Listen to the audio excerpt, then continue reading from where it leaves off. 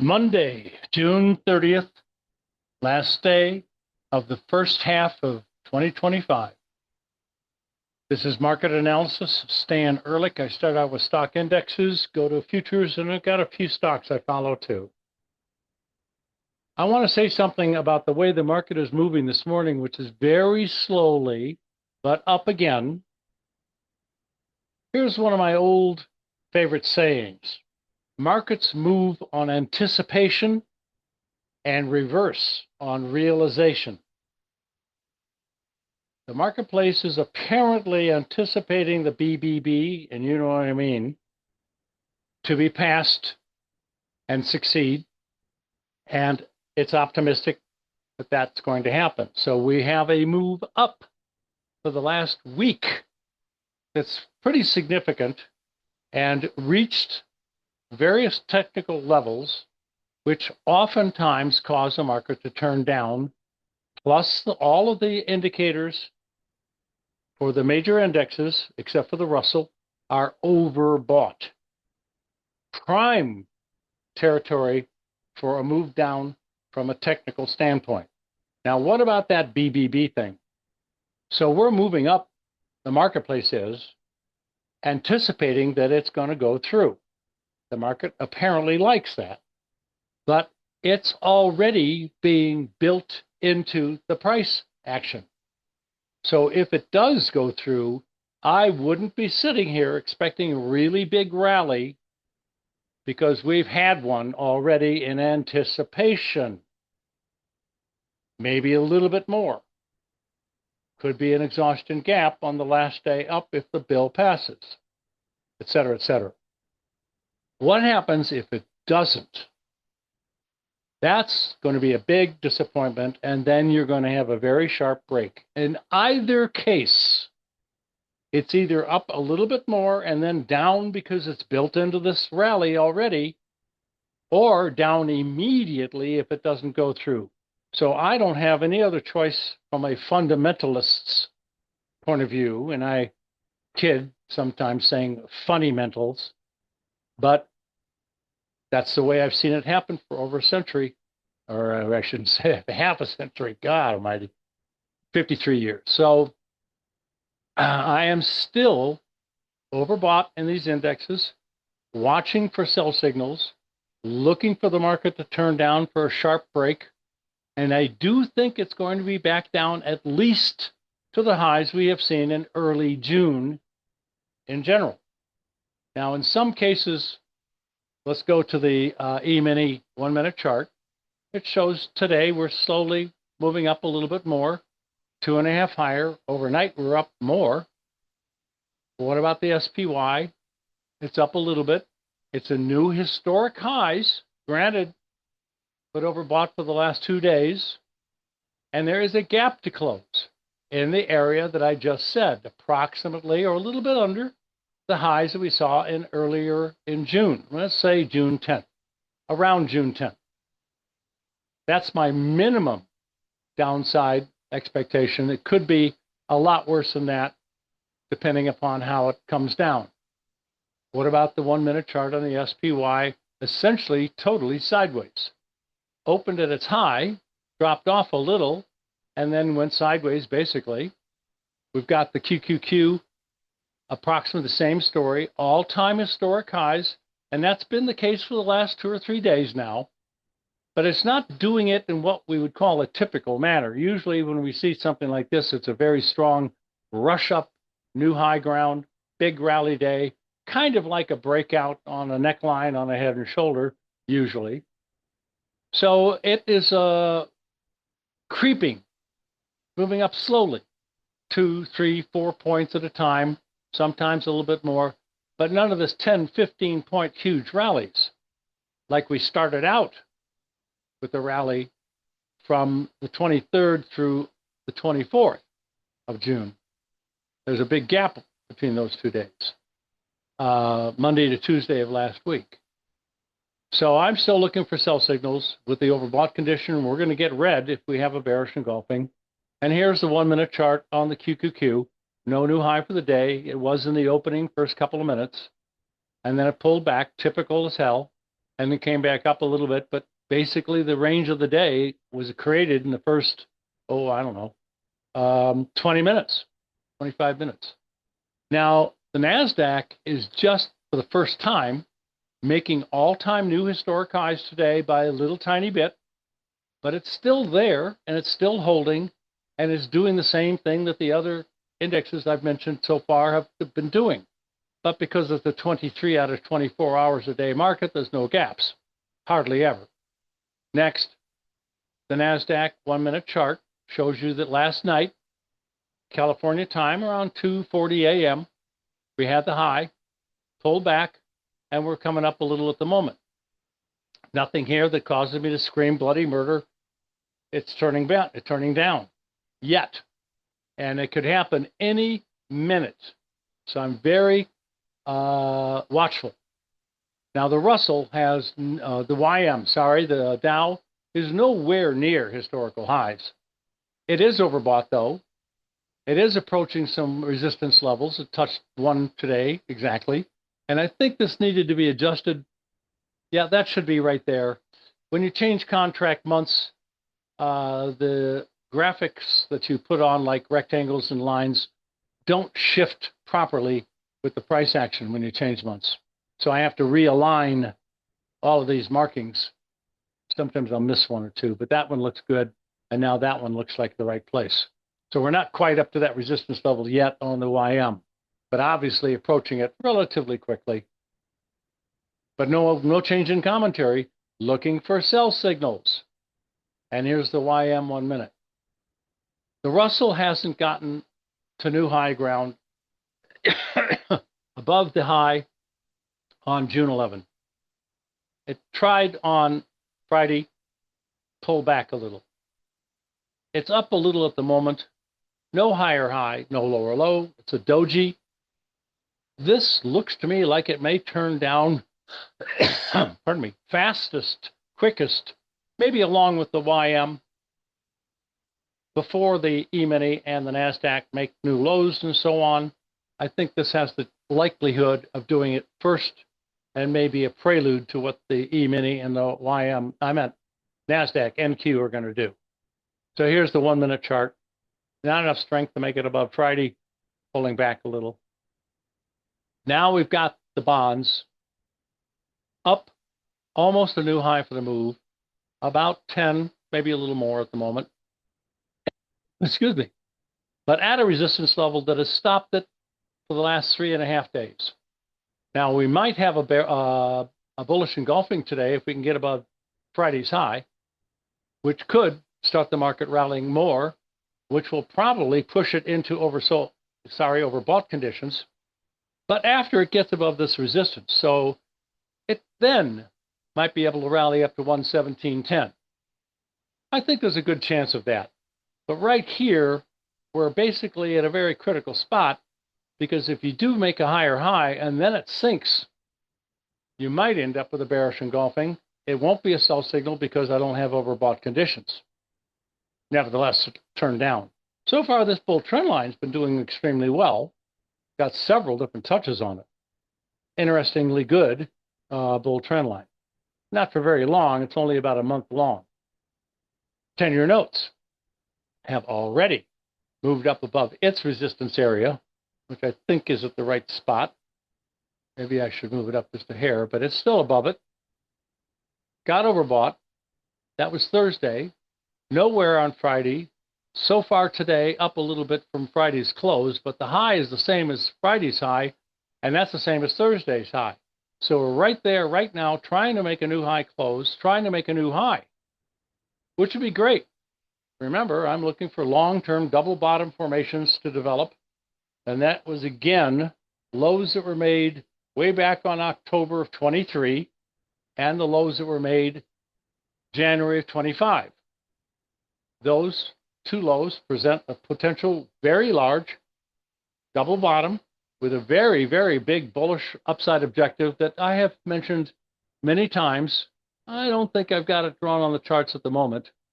So, yeah, I do. So the upside objective on the notes would be up to 124.11. Very bullish. Long term, probably takes 6 months, a year, maybe more. Big pattern. Okay. Energies, crude, sell signal on the top of the market, just great. We've got a sideways trading range since then after another sharp down day on June 24th.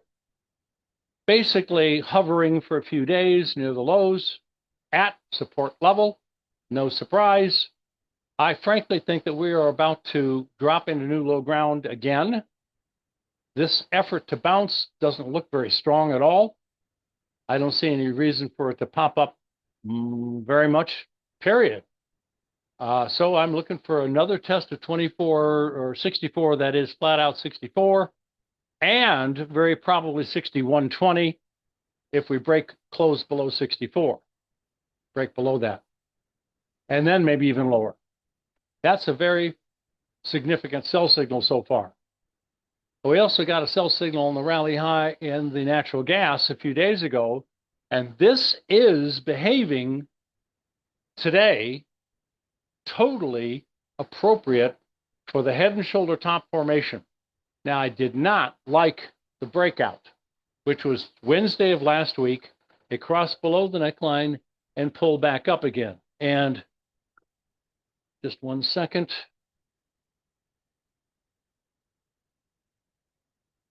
So the breakout was rather feeble on Wednesday of last week. Thursday, there was a new low, but the close wasn't very much weaker. Usually a breakout of a head and shoulder top, when you break below the neckline, you drop off fast and furious with a very large volume, and it's a classic downside breakout, sometimes accompanied by a down gap. We got a slow, dull breakout and no particular sizable follow-through. On Friday, we actually closed above the neckline, which is a no-no. That's not supposed to happen. Sometimes you see this false situation. Today, all of a sudden, it's a new low close and almost a new low completely since the original breakout last week. We're back in business. Friday's rally was a little bit too much, a little bit unexpected, but it's correcting the situation. Today, I am now back to predicting a move I'm skeptical about, but all the way back down to 1.000000001. There's a support level to bounce off of. Back here at down to about 3.2, and we'll see how the market handles that when it gets to it. Probably maybe this week. Now remember, this is a 4-day week. Thursday is a short trading day. Friday is 4th of July. So you've got Friday, Saturday, Sunday as a holiday. Now, this is doing just fine at the moment. I do not want to see any rally above today's high or Friday's high, especially on a close. That would pretty much kill the damn situation completely. This is looking 100% better. Now, what about heating oil? We've got a rally, not particularly important. A whopping sell signal like crude oil also dropped the new lows and is just going sideways, very much like crude oil. I'm going to go back to crude real quick, and you can see they're very, very similar. So I'm looking for a new low. Probably should mark off a couple of support levels underneath the market, like where this horizontal line is right now at 2.15, and something down in this general range here under 2.05. But that remains to be seen. Oh, I've got one already. I'll just drag it to the right more. Okay, good. And then this one also. Sometimes I get behind in my adjustments.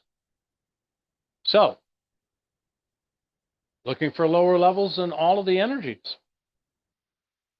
Gold, silver, platinum. Stopped on a rally right smack at a resistance level June 16th. It's come all the way down to where I thought it would, and that was the 3237.7, and it almost reached today for its lows, and it is the second day of being oversold. Therefore, I think it's about to bottom out a little bit lower, and today could be the low day. We did make a lower low. We did get oversold again 2 days in a row, and we are currently a little higher on the day. If we get above Friday's high, it'll be a green bullish engulfing, and that would be a buy signal, and then I'd expect a rally up to 3473.7 and even maybe higher. But right now, let's see how this support level holds that we have come down to, that I talked about way in advance. And you've got to pay a little bit of attention to that previous bear trend line, which is now called a bearish support line. Support because we're trading above it, and bearish because the trend of the line is down.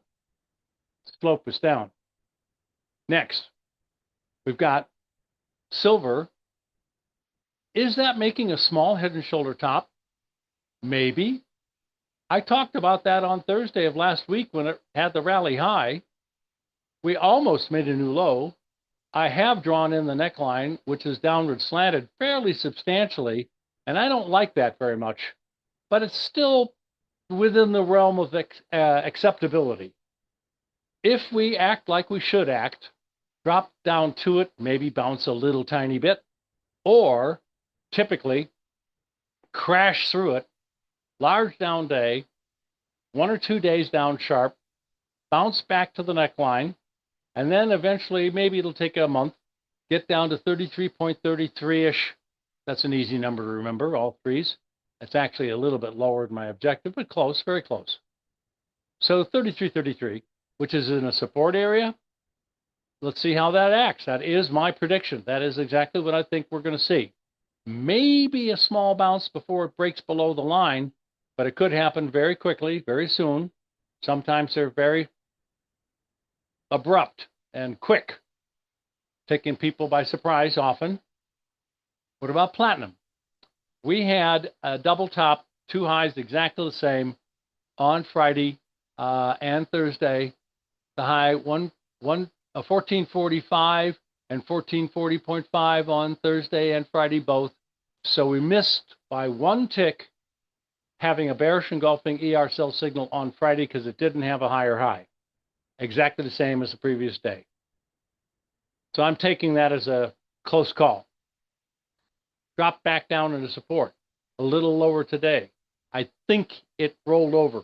I came so close to a bearish engulfing red signal, as close as you can get. So I'm looking for a move down to see how this holds at various levels of support at 1288 and very possibly 1163. I wouldn't rule that out. So I'm turning bearish on platinum.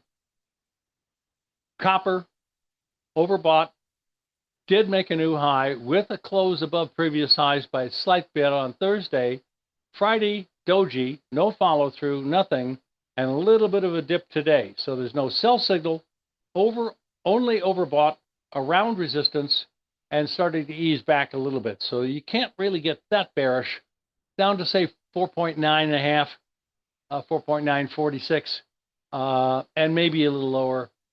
But this support area could hold, and we might start to work up a little bit after that in copper. No sell signal at the moment, and today we're not even higher than Friday, and Friday was not higher than Thursday. I think we're going to dip down some more. Now, grain markets have some bullish news. We have a very nice bullish engulfing buy signal on Friday in soybeans. I'm obviously turning bullish because of that. It didn't bottom out at any particular price that I was expecting, but it was oversold, and it did have my green bullish engulfing ER buy signal. We are up today. We did make it higher than Friday's high. It is acting just fine. Not super strong, but adequate. Plus the fact that we got down to approximately the middle of the range of Friday, and therefore ER3 would have gotten long also, relatively close to today's lows. That's working out also.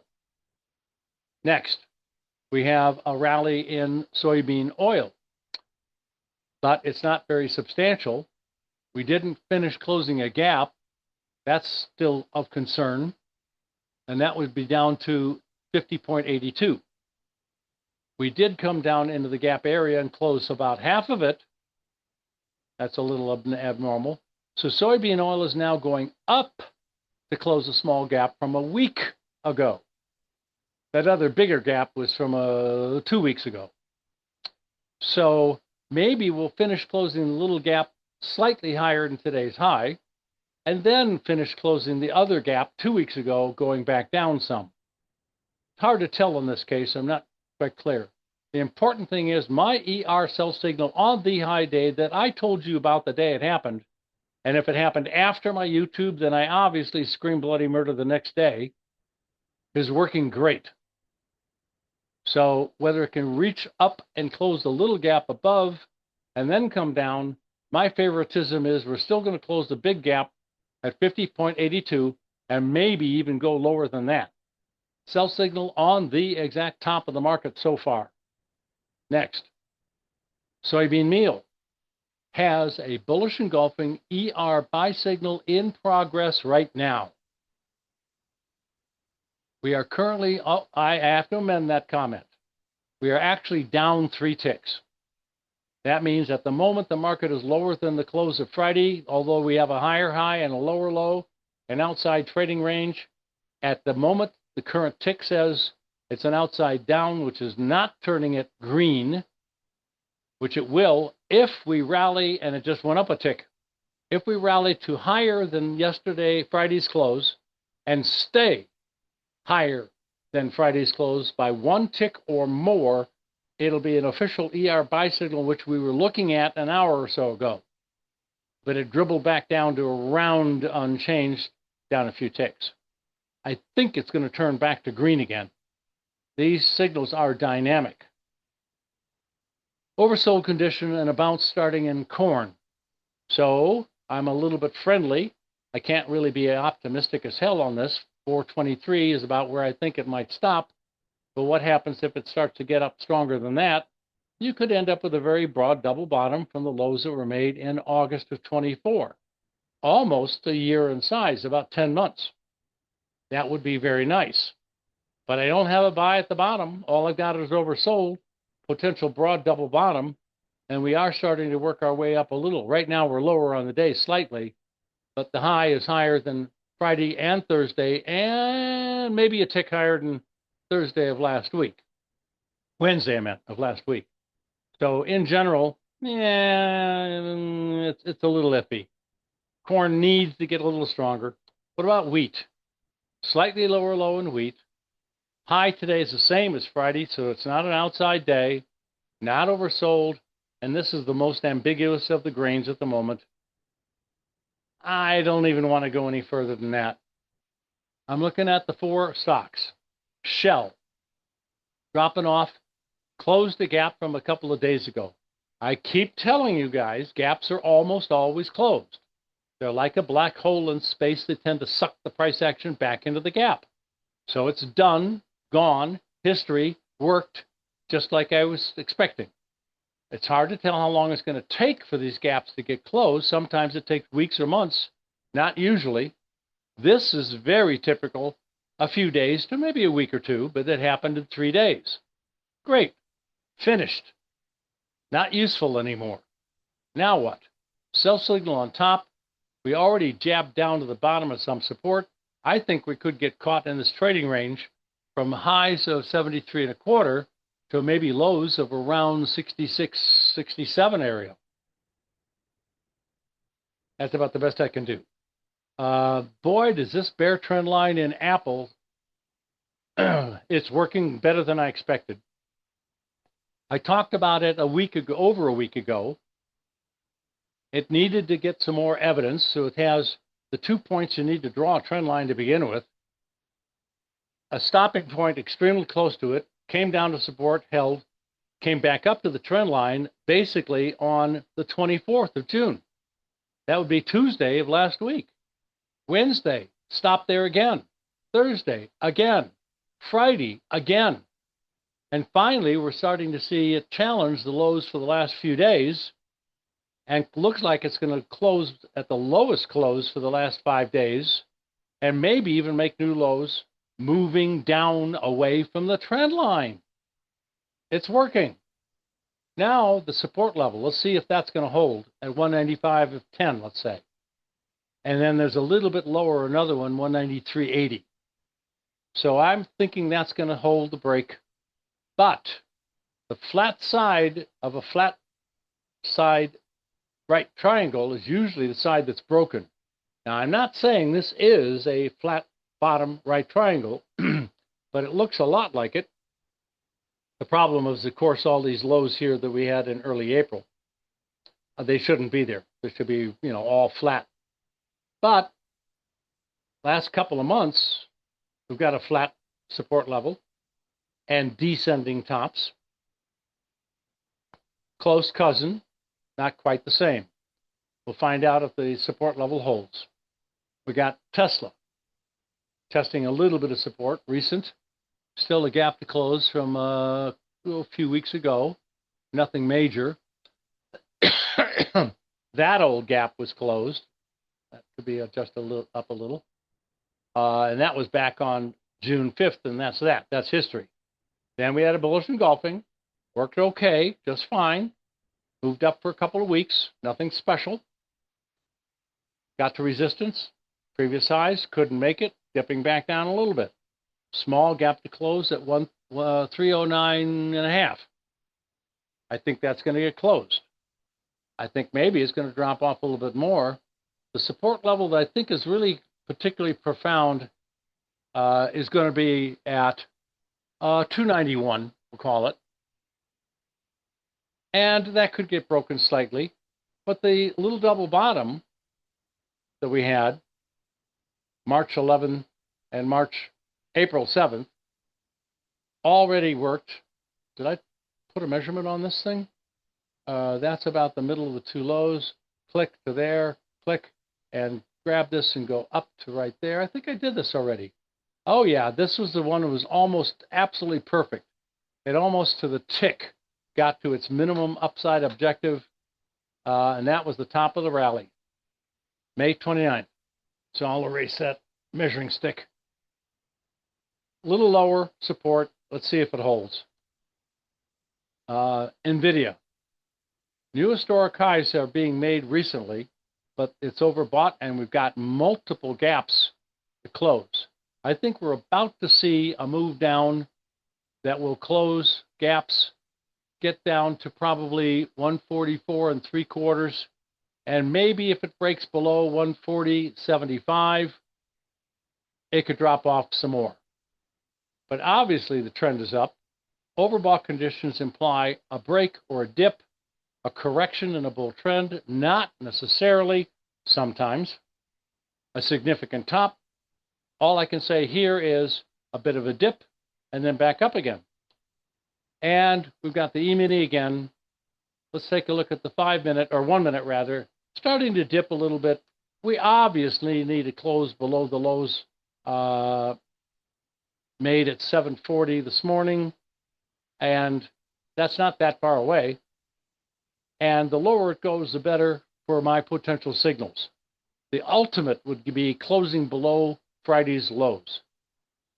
You guys have a great day and profitable trading to you.